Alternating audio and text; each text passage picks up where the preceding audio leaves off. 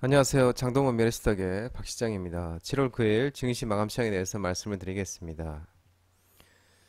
코스피는 2867.38포인트 0.34% 상승 마감했습니다. 미국의 증시 강세 속에 증시 훈풍에 외국인이 순매수하면서 상승 마감했습니다. 외국인은 3,132억을 순매수했고 기관은 300억을 순매도하였습니다. 코스닥은 860.42포인트 0.13% 상승 마감했습니다. 개인이 순매수하면서 상승 마감했는데요. 외국인은 624억 순매도, 기관은 1085억을 순매도하였습니다. 코스피 지수가 연중 최고점을 경신을 하면서 강보합 마감했는데 반도체 업종이 미국 기술주 강세로 상세를 보였지만 금융 자동차 업종이 약세를 보였습니다. 이번 주 증시는 파우장 청문회, 상하원 청문회와 CPI 소비자 물가지수 물가지표 발표를 앞두고 방향성을 탐색하면서 외국인 홀로 순매수가 유입된 가운데 시장은 파월 의장의 비둘기파적인 발언과 둔화된 물가지표를 기대하지만 최근 지수 상승에 이은 부담으로 더 이상 올라갈 재료를 찾지 못하는 중인 것으로 보여지고 있습니다. 원달러 환율은 1381.605원 0.12% 하락 마감했습니다. 하락 마감이 아니고 이제 0.3시 30분 기준 0.12% 하락했습니다. 새벽 2시에 이제 마감을 하는데요. 제롬 파월 미 연준 의장의 의회 증언을 앞두고 원달러 환율은 4시 30분 기준으로 하락하는 모습이었습니다. 오늘 테마 시장을 살펴보도록 하겠습니다. 오늘 테마 시장은 원전 관련 종목들의 강세를 보였습니다. 체코 원전 수주 기대감이 지속되고 있으면서 서전기전 상한가, 한전산업 상한가, 우리기술, 보성파워텍, BHI, 두산에너빌리티 신고가, 오르비텍 에너테코 등 원자력 발전 종목들의 강세가 나타났습니다. 체코 정부가 현지 시간으로 17일경 신규 원전 건설 프로젝트의 우선 협상 대상자를 발표할 예정입니다. 지난달 14일 체코전력공사가 한국수자력과 프랑스전력공사의 최종 입찰서를 체코 정부에 제출했고 한국수력원자력은 체코 원전 수주전에 참여하기 위해서 한국전력기술, 한전 KPS, 한국원자력연료, 두산엘러빌리티, 대우건설 등과 팀코리아를 꾸린 바 있습니다. 현지에서는 이 에너지 안보 측면에서도 EDF, 프랑스가 이 경쟁력이 떨어진다고 분석하고 있습니다. 체코 언론도 최근 EDF가 프랑스 전력공사가 러시아 원자력 산업과 깊은 유대 관계를 맺고 있고 이 관계는 아직 종료되지 않았다면서 EDF와 프라마통이 러시아 국영 원자력 거대 기업 로사통과의 협력을 강화하려고 한다고 지적한 바 있었습니다. 이어서 기술 경제적 측면에서도 이 프랑스의 EDF의 입찰 가능성을 낮게 평가를 했고 해당 매체도 체코가 프랑스 EDF가 입찰에 제한한 ERP 1200짜리 노형 원자로를 건설하는 세계 최초의 국가가 될 것이라면서 이 원자로는 아직 개발 단계에 있다고 우려하고 있는 모습입니다. 아울러 전일 일부 언론에 따르면은 한국과 세계 최대 원전 기업으로 평가받고 있는 미국 웨스팅하우스에 관계 계시는 물론 한국 기업의 미국 내 원전 건설 사업 수주 가능성에 청실효가 켜졌다는 평가가 나와서 주목되고 있는데 최근 한국과 미국 정부가 웨스팅하우스의 시공 능력 부족으로 미국에서 추진 중인 원전 공사를 한국 기업이 넘기는 방안을 협의 중인 것으로 전해지고 있습니다. 이에 업계에서는 한국의 원전 수출을 둘러싸고 웨스팅하우스가 제기한 지적재산권 IP 분쟁이 일단락됐다고 일단은 관측이 나오고 있는 모습입니다. 전선 전력설비 관련 종목들도 강세를 보였습니다. 글로벌 전력기기 시장 성장 기대감이 지속되면서 비츠로시스, LS에코에너지, LS일렉트릭, 제일일렉트릭, 효성중공업, HD 현대일렉트릭, 가온전선 등 전선 전력설비 관련 종목들의 강세가 나타났습니다. 이 재생에너지 보급 확대, 데이터 센터 확충 등으로 인한 글로벌 전력망 투자 본격화에 힘입어서 전력기기 시장의 강세가 지속되고 있습니다. 또한 노후 인프라 교체 수요까지 더해지면서 성장량에 대한 기대감이 커지고 있는데요. 국내 전력기자재 수출이 2020년 111억 달러에서 작년에 151억 달러로 증가를 했고 정부도 올해 2조 7천억 원의 무역보험을 공급하고 생태계 강화 등 종합수출 대책을 마련할 방침이라고 합니다. 한편 효성중공업이 지난 5일날 노르웨이 국영송전청 스타트넷에 총 3,300원 원 규모의 420kV짜리 초고압 변압기를 공급하기로 하고 이중 3,040억 원 규모의 물량을 계약해 유럽 전역 시장 유럽 전력 시장 진출 기대감을 키웠고요. HD 현대엘렉트릭도 충북 청주에서 1173억 원을 들여서 중저압 차단기 공장을 구축하고 있고, LS 에코에너지도 미국의 안전인증기구 UL로부터 지중 전력 케이블의 안전인증을 또 획득했다는 소식도 전해졌습니다. 이번 인증으로 LS 에코에너지가 기존 랜 케이블에 더해서 미국 수출 제품 라인업을 확장하는 계획이라고 합니다. 또 SK증권은 HD의 현대엘렉트릭에 대해서 2022년부터 시작된 전력기기 사이클이 여전히 확장 국면에 있고, 기업 업종 특성상 매출액은 계절적인 특징으로 1분기 실적이 가장 낮게 형성되고 있는데 2분기부터는 전분기 대비 성장이 나타날 것으로 전망되고 있고, 또한 미국의 전력 소비가 증가한다는 전망에 맞춰서 유틸리티 업체들의 자본적 지출 규모도 증가하고 있다면서, 이 대표 기업으로 넥스트 엑스트라 에너지는 이 전력 수요 증가에 맞춰서 오늘 27년을 기점으로 이 캐펙스 규모가 또 커질 것으로 전망되고 있는 모습입니다. 유리기판 관련 종목들이 오늘 반등이 있었는데요. 반도체 게임 체인저로 지속 부각이 되면서 HB 테크놀로지, 신고가, 필옵티스, SKC, YC캠, 캠트로닉스 등 유리기판 관련 종목들이 오늘 또 반등이 있었습니다. 이재용 삼성전자 회장이 최태원 SK 회장 그리고 최태원 SK 회장이 반도체 유리기판 사업장을 찾으면서 어깨에 주목을 받고 있습니다. 유리기판은 반도체 패키지 데이터 속도를 높이고 전력 소모를 줄이는 특징이 있어서 AI 반도체 시대의 게임 체인저로 지목되고 있습니다.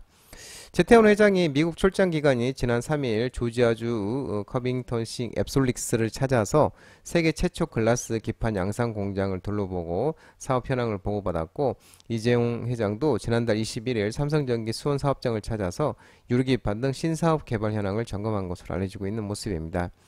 또한 LG이노텍도 유리기판 관련 인력을 충원하면서 사업 속도를 높이고 있는 것으로 전해지고 있는 모습입니다. 냉각 시스템 관련 종목들도 오늘 반등이 있었습니다. 델과 슈퍼마이크로가 서브머와 앱칭 냉각 관련 협력 부각이 되고, 국내 일부 대기업들이 액침 냉각 시스템 도입 추진 등의 GST, 유니셈, 워트, K-엔솔, 3S 등 냉각 관련 종목들의 또 반등이 있었습니다. 최근 글로벌 액침 냉각 1위 기업이 서브머인데요. 서브머에 대한 관심이 커지고 있는데, 액침 냉각 분야에서 인텔과 협력하는 것으로 알려진 서브머가 델과 슈퍼마이크로까지 사로잡으면서 엔비디아와 XAI 데이터 센터 서버에도 스며들 것으로 전망되고 있습니다. XAI와 엔비디아 데이터 센터 AI 서버를 담당하는 이 델과 슈퍼마이크로는 모두 액침 냉각 기술을 위해서 서브머와 협력하고 있습니다. 이 엔비디아 칩을 탑재한 서버와 관련 기기를 제조하고 판매하는 글로벌 서버 기업 델이 최근 서브머와의 액침 냉각 협력 파트너십을 또 체결한 것으로 알려지고 있습니다. 또한 추후에 이 델과 슈퍼마이크로가 서브머 액침 냉각 시스템을 도입해 AI 서버 시장에서 활약할 시 엔비디아 생태계에서 하나의 바이블이 되어 타 업체와도 해당 쿨링 서비스 호환에 맞춰 칩 개발이 이루어질 수 있다고 밝히는 모습이고요. 또 일부 언론에서는 이 국내에서 자체 데이터 센터를 보유하고 있는 삼성 SDS와 LG CNS 등 일부 업체들이 최근 순행식보다 한 단계 더 발전한 액침 냉각 시스템 도입을 잇따라 추진 중인 것으로 알려지고 있고요. AI의 열풍으로 이 고성능 GPU 도입이 늘어나면서 현재 공랭식 위주로 운영되는 데이터 센터에서 열 관리가 감당되지 않는다고 판단되기 때문인 것으로 전해지고 있습니다. CCTV 그리고 DVR 관련 종목들이 반등이 있었는데요. 이건 오타가 났네요. 자동차 부품은 미 도로교통안전국이 아니 맞네요. CCTV와 DVR과 그리고 자동차 부품 관련 종목들의 일부 반등이 있었는데요. 미국의 이 도로교통안전국이 2029년부터는 긴급 제동 시스템 탑재 의무화와 또 정부가 이 페달, 블랙박스 활성화 검토 등의 포커스 HNS, 코컴, NCN, 상신 브레이크 등 CCTV와 DVR 그리고 자동차 부품 관련 종목들에 일단 반등이 있었습니다. 한편 차량용 내비게이션과 블랙박스를 개발하고 판매하는 파인 디지털도 시장에서 부각되고 있는 모습입니다. 최근 미국 도로교통안전국에서 오는 29년부터 판매되는 모든 차량에 긴급 제동 시스템의 탑재를 의무를 했고, 미국의 도로교통국에 따르면 2029년부터 미국 시장에서 판매되는 모든 차량에는 전방 충돌 경고, 보행자 인식을 포함한 자동 비상제동 시스템 탑재가 의무화될 예정이라고 합니다. 또한 업계 관계자들은 이미 미국의 자동차 시장은 다양한 안전 사양을 요구하고 있는 만큼 이번에 미국 도로교통안전국 NHTSA 측이 이 공고한 법률이 각 제조사에서 큰 반발이나 부정적인 견해는 없을 것으로 파악하고 있다고 전해지고 있는 모습입니다.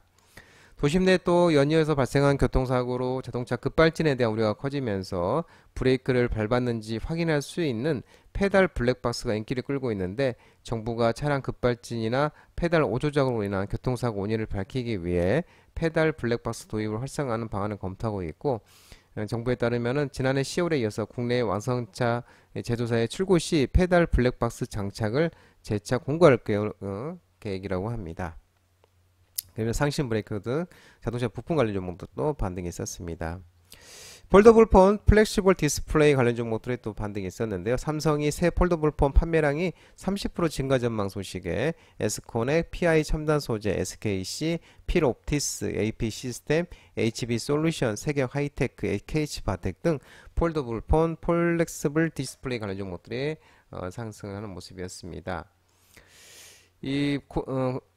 시장 조사업체에 따르면, 카운터 포인트 리서치에 따르면 공개를 하루 앞둔 삼성전자 갤럭시 Z6 플립과 폴드 시리즈가 전작 대비 30%가량 판매량이 증가할 것으로 전망되고 있으며, 이날 이 낸 보고서에서 하반기 삼성이 글로벌 폴더블 시장 1위를 대체할 수 있을 것으로 전망한다고 예상하고 있는 모습입니다.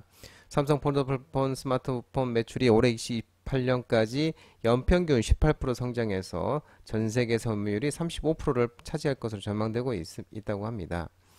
또한 최근 AI 트렌드가 연계성을 강화하는 특징을 보이고 있다면서 삼성 역시 기존 AI 기능에 더해서 접은 상태에서 AI 역할과 주변 기기와 연결을 강화할 것으로 예상된다고 설명하고 있는 모습입니다. 한편 삼성전자는 오늘 10일 오후 3시 우리나라 시간으로 내일 밤 10시에 프랑스 파리에서 갤럭시 Z 폴드 6와 플립 6 등 갤럭시 신제품을 공개할 예정입니다. 미국 주요 전기차 업체가 주가들이 강세를 보이면서 2차전지 전기차 일부 종목들의 반등이 있었습니다. 에스콘의 PI 첨단 소재, 덕산 테코피아, 첨보, 금양, 지오릿 에너지, LG 에너지 솔루션 등 일부 2차전지 전기차 리튬 테마들이 상승을 했고, 또한 로보택시 기대감이 지속되면서 라이콤, 라닉스, NCN, 슈어슈프트테크, 모바일 어플라이언스, 인포뱅크 등 자율주행 관련 종목들도 상승을 했습니다. 또한 테슬라가 미래 먹거리로 ESS의 낙점과 삼성 SDI의 일정 규모의 ESS 공급 체계 기대감이 지속되면서 유니테크노 또한 ESS 전력 저장 장치 관련 종목들도 일부 종목이 상승하는 모습이었습니다. 지난밤에 뉴욕 증시는 테슬라가 9거래 연속 상승을 이어갔고, 루시드 또한 7.85%를 상승했는데, 루시드는 시장 예상을 상회하는 2분기 차량 인도량을 발표하면서 급등을 했습니다. 리비안도 4.73%로 견조한 상승을 보였습니다. 아울러 테슬라도 이 지난 분기 차량 인도량이 시장 예상을 상회한 데 이어서 이달 말 발표되는 2분기 실적이 좋을 것이라는 기대감과 또 8월 8일 다음 달 8일에 공개하는 자율주행차 로보택시에 대한 기대감도 지속되고 있고, 9거래일 연속 상승과 올해 주가 수익률도 2%로 상승 전환하면서 또 지난 4일 장수성 조달 홈페이지에서도 테슬라 모델 Y가 이 장수성 당 정부 기관 단체 조직 올해와 25년 내년에 신에너지 자동차 기본 계약 구매 입찰 공고에서 이 장수성 정부의 신에너지 차량 조달 목록에 포함되는 것도 흥풍으로 작용하고 있는 모습입니다.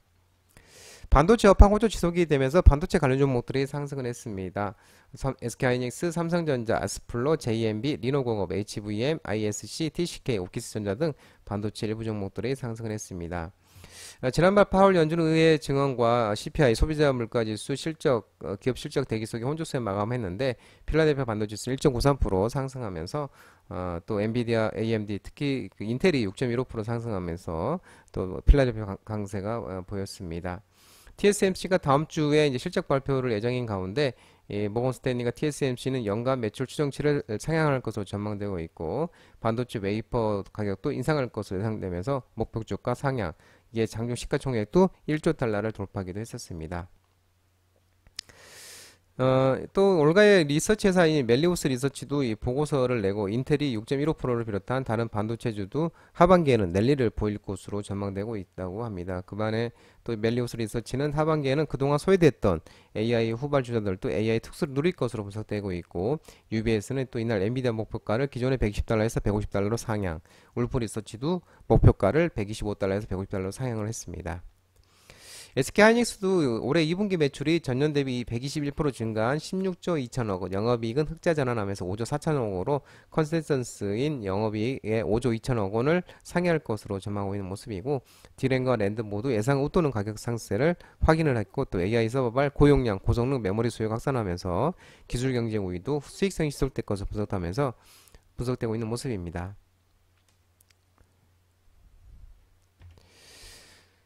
한편 또 전일 일부 언론에 따르면은 삼성전자가 지난달부터 엑시콘과 네오셈 등 협력사들과 신규 메모리 테스트에 대한 품질 테스트에 돌입한 것으로 전해지고 있고, 이번 장비 평가는 이르면 연내 마무리될 전망이라고 합니다. 또 대형 챔버를 통해서 파이널 테스트의 상세 공정을 통합하면서 장비의 크기를 줄일 수 있어서 삼성전자가 협력사에 먼저 신장비 개발을 요청한 것으로 알고 있다면서 하반기 중에는 상용화에 대한 또 윤곽이 나올 것으로 밝혀지고 있는 모습입니다.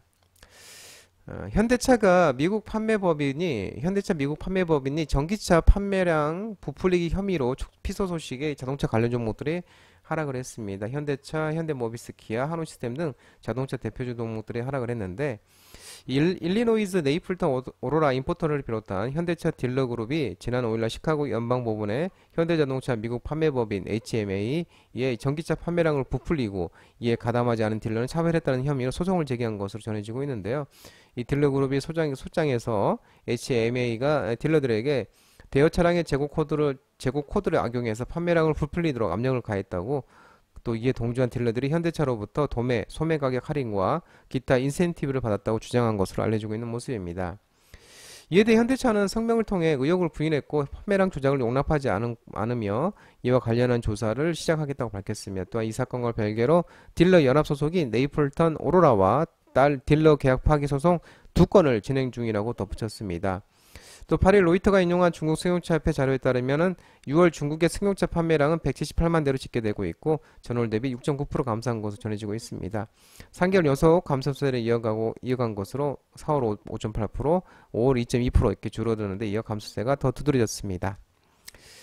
은행권 외대금리차가 축소가 되고 2분기 순이익이 컨센서스 하회 전망 소식에 은행주류들이 하락을 했습니다. 하나금융지주, KB금융지주, JB금융지주, 신한지주, BNK금융지주 등 은행 관련 종목들이 하락을 했는데요. 이 금리 하락으로 영향으로 은행권 내근 금리차가 축소되고 있다고 밝혔고 1분기 2.5% 유지하던 자는기준 예대금리차가 4월달 0.07%, 5월달은 0.05% 하락하면서 2.38%로 축소된 것으로 분석하고 있습니다. 향후 시장금리 하락 속도의 불확성이 있지만 은행주 NIM은 생각했던 것보다 하락폭이 소폭 커질 수 있다고 보인다고 밝히고 있는 모습입니다. 장동훈 미래스탁 전화번호는 166-3797입니다. 끝으로 장동훈 F 유튜브 채널 구독과 좋아요 많이 부탁드리고요. 알림 설정을 꼭 해두시기 바랍니다. 유튜브 채널 아래 보면은 공유가 있습니다. 공유, 소개 링크 많이 부탁드리고요. 유튜브 장중 라이브 무료 방송 진행하고 있으니까 혼자 하기 힘드신 분들이나 도움이 필요하신 분들은 언제든지 오셔서 많은 도움 받아가시기 바랍니다. 오늘 시장도 모든 분들 고생 많으셨고요. 남은 시간 평안한 시간 되시기 바랍니다. 감사합니다.